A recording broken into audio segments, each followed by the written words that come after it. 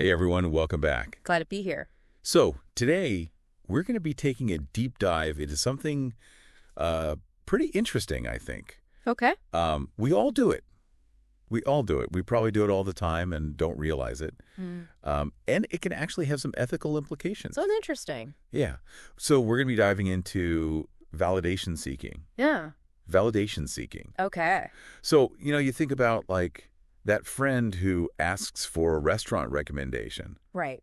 And then just shoots down every suggestion that you give them and says they already knew about all those places. Right. Yeah. Or that person on social media who's always posting like, selfies and looking for like compliments and stuff. Yeah. Like we all know people like that, right? We do. So, I mean, on the surface, it might seem harmless, right? Right.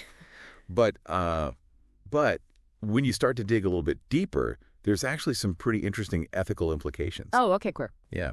So our research has uncovered like 7 different factors that drive this validation-seeking behavior. Okay. And we're going to go through those and kind of unpack each one and talk about like what are the ethical considerations for each one of these things. Great. So first up, probably the most obvious one is validation seeking itself. Yeah. So like, what's the need? What's behind this need for constant reassurance and validation from others? Yeah. So, I mean, it really boils down to, I think, our need for social proof. Okay. So as human beings, we're social creatures. We want to be accepted. We want to feel like we belong.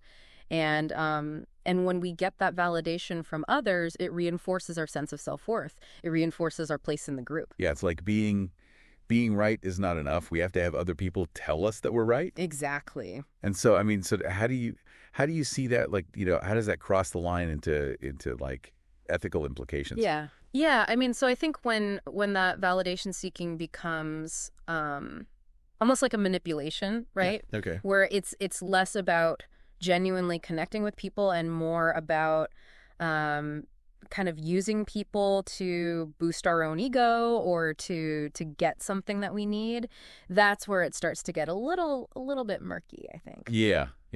Like if you're constantly like fishing for compliments. Right. Like, that can kind of erode trust with people over time. Yeah, for sure. Okay, so the next one is social conformity. Okay. So, this idea that we all want to fit in, we don't want to stick out too much. Right. But how does that relate to validation seeking?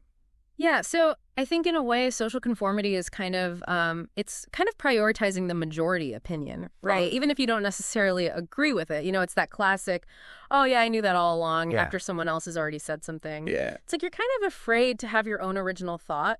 Yeah. Or like you don't want to be wrong in front of people. Right, exactly. So you just kind of go along with whatever everybody else is saying. Right. And I think, what's interesting about that is that it really can stifle honest conversation. Yeah.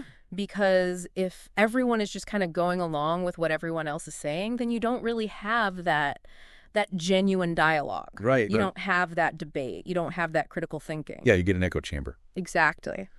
Okay, so the next one is face saving. All right. So, we've all messed up. No. We've all made mistakes. Yeah. And sometimes we try to cover them up. Mm-hmm. So how does pretending to have prior knowledge kind of fit into this whole validation seeking thing? Yeah. So I think this is kind of a classic defense mechanism, right? Okay. Where instead of just admitting that we made a mistake, we try to save face by claiming that we knew it all along, or, oh yeah, I was just about to say that. But I think often it kind of backfires. Yeah. Because it really just kind of highlights our insecurity rather than, making us look more knowledgeable. Yeah. And it's like we all make mistakes, and I think people actually respect you more if you just own up to it. Right. Than if you try to like pretend that you didn't do anything wrong. Absolutely. I think, honesty and a willingness to learn from those mistakes is much more valuable than trying to cling to this idea that we have to be right all the time. Right. Exactly. So for our listeners out there, like think about a time that you maybe tried to save face. Yeah. And, could you have handled it differently? Yeah. Would owning up to it, would that have been more beneficial for you in the long run? Right. Good point. Okay, so the next one on the list is conversation control. Okay. This one sounds a little more strategic to me. Yeah, it can be. It's kind of about steering the conversation in a way that reinforces your own position or expertise Okay. rather than really kind of genuinely engaging with the other person. Okay, so like I'm thinking of like an example. Like, maybe somebody says like, "Hey, have you ever heard of this like really obscure band?" You're like, "Yeah." And then they like go into this whole like lecture about the band, even though you already said that you knew about them. Exactly, exactly. It's like they were just looking for an excuse to show off their knowledge. Yeah. But it's not really about, having a balanced exchange of ideas. Right. It's about one person kind of dominating the conversation. Yeah, yeah. And, I think ethically that can be a little bit problematic because it can silence other voices in the conversation. Right, right. Yeah. Makes sense. Makes sense. All right, so the next one is information gathering. Okay. This one seems pretty straightforward to me. Yeah. I mean, at its core, it's pretty simple. It's just about asking questions to extract information. Right. But without necessarily revealing your own stance or your own position. Okay. So, you can think of it like a poker player, trying to get a read on their opponent's hand. Uh-huh. Without giving away any tells themselves. Okay. Okay. Wow. So when does that become like manipulative though? Okay. Yeah. That's the question, right? Yeah. When does it go too far? Yeah, and I think it really comes down to intent Okay. and transparency. So gathering information is, crucial in a lot of contexts, right? Right. Like negotiations or decision making. But if you're doing it in a way that is deliberately misleading or kind of tricking the other person, then that's where it becomes ethically problematic. So it's about being upfront about your motivations. Exactly, yeah. Be honest about why you're asking the questions that you're asking. Okay. That makes sense. All right. So next up is cognitive dissonance reduction. All right, this one sounds a little more complex. Yeah, it's a bit of a mouthful, but it basically boils down to this idea that we feel discomfort when we hold conflicting beliefs. Okay. And so to reduce that discomfort, we might try to claim prior knowledge or to rationalize our behavior, even if it contradicts our actual experience. Okay, so I'm thinking of like an example, like, let's say somebody has a belief. They've had it for a long time. Yeah. And then they're presented with evidence that like totally challenges that belief. Right. But instead of like, being open to that new information, they might just say, oh, yeah, well, I knew that all along. Right. Exactly. Even though that like they're, internally they're struggling with this new information. Right. They're trying to kind of make it fit into their existing framework. Yeah. Okay. So what are the ethical like problems with that kind of behavior? Yeah. So I think, one of the big ones is that it can really be a barrier to personal growth. And open-mindedness, right? Yeah. Because if we're not willing to actually grapple with new information, right, to challenge our own beliefs, then we're not really going to learn and evolve as people. Right. Okay.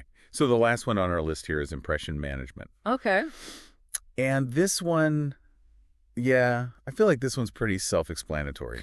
Yeah, I mean, it's basically about presenting a desired image to others, right? Right. So in this case, it might be about trying to appear knowledgeable or insightful. Okay, so it's like that person who's like name dropping every book they've ever read, right? Whether or not they've actually read the whole book. Exactly. Or like, they're trying to like build this like carefully curated intellectual persona, right?